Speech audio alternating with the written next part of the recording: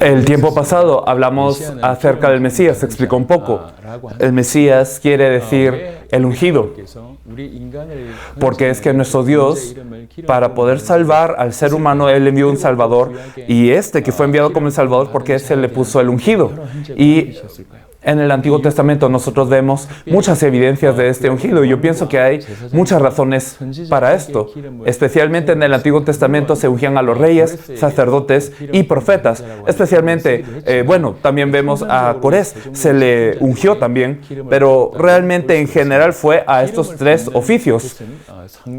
En cuanto a la unción, esto quiere decir que ellos fueron apartados, para Dios. Es un significado claro que tiene la unción, que Dios los ha apartado y los ha hecho santos para Él. Así que los reyes, los sacerdotes y los profetas no solamente eran un oficio, sino que tenían una relación con Dios, estos oficios. Así que estos tres oficios eran ungidos, y por esta unción del aceite es que estos tres oficios eran demostrados que tenían una relación con el Mesías en el Antiguo Testamento. Y si nosotros vemos aún en esto, el Antiguo Testamento es un registro de estos tres oficios.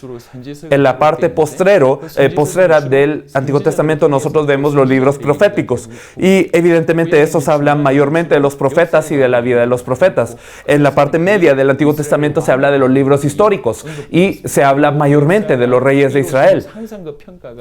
Siempre que se llevaba a cabo la historia de Israel, siempre el criterio era si el rey era justo, si era correcto ante Dios, o si era malvado ante Dios. Así que, ¿cómo era el rey ante Dios? Este fue un criterio muy importante para la historia.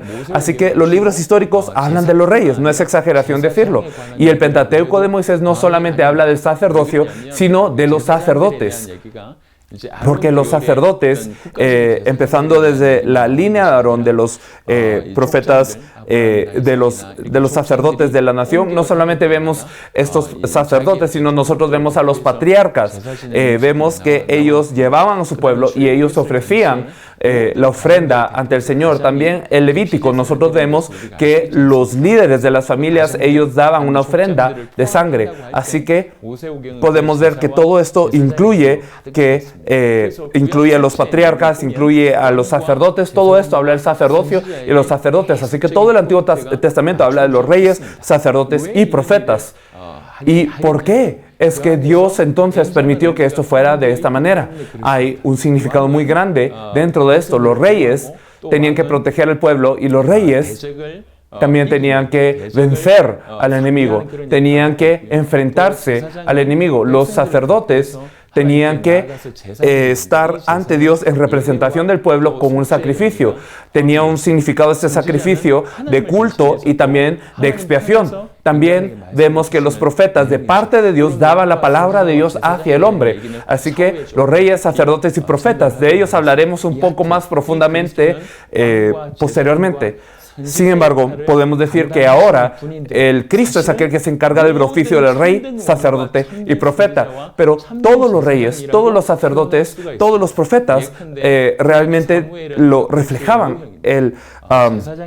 Vemos que un oficio que reflejaba el de estos tres oficios era el de Samuel. Samuel reflejaba a los reyes, sacerdotes y profetas. Podemos ver que él era un símbolo, un tipo de Cristo. Y vemos entonces que el Cristo se encarga de ser rey, sacerdote y profeta. ¿Por qué es que Él tenía que encargarse de ser rey, sacerdote y profeta? Esto tiene una relación al problema del ser humano. En el tiempo pasado habíamos dicho que todos los problemas del ser humano vienen por estar separados de Dios. Estamos separados de Dios por el pecado, y por Satanás es que cometimos todo el pecado, y por eso estamos separados de Dios y vienen todos los problemas. Así que para que se resuelva el problema del ser humano, debe de resolverse el fundamento, la fuente de todo el problema del ser humano. Pero esto es algo que el ser humano no puede hacer por su cuenta. No puede vencer a Satanás. Ningún héroe de la humanidad, no hay ningún hombre que pueda vencer el pecado, y tampoco hay un ser que se pueda acercar a Dios. Por eso es que Dios prometió al Mesías como un verdadero rey que vencería a Satanás, al enemigo. Este Mesías también es profeta y como profeta, Él haría una reconciliación entre nosotros y Dios, que estamos muertos por estar separados de Dios. Y también este Mesías es sacerdote, porque este sacerdote resolvería todo nuestro pecado. Así que el Mesías quiere decir el ungido. Y este Mesías, en otras palabras, quiere decir que Él es rey, sacerdote, profeta. Este Mesías vendría como rey a vencer a Satanás, protegernos. Este Mesías vendría a resolver nuestro pecado como sacerdote, y como verdadero profeta, Él vendría a acercarnos a Dios, a reconciliarnos con Dios. Así que el Mesías, en pocas palabras, resolvería el problema fundamental de todo el problema del ser humano. El fundamento es resuelto por el Mesías.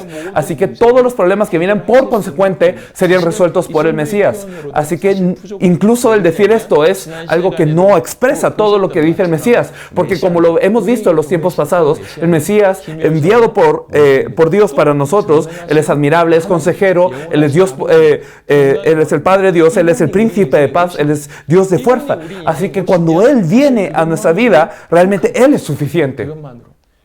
Por eso es que en Juan capítulo 6 nosotros vemos que la mujer de Sicar de Samaria le dice: cuando venga el Mesías llamado el Cristo, Él nos declarará todas las cosas. Esto es lo que ella dijo.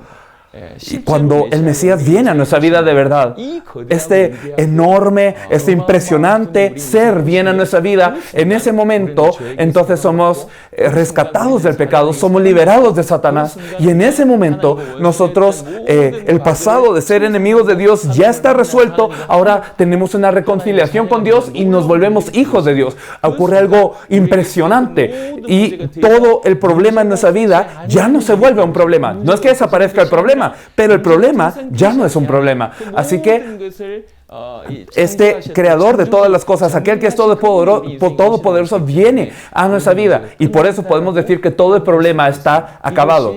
Esto es lo que significa el Mesías, que el Mesías es rey, sacerdote, profeta.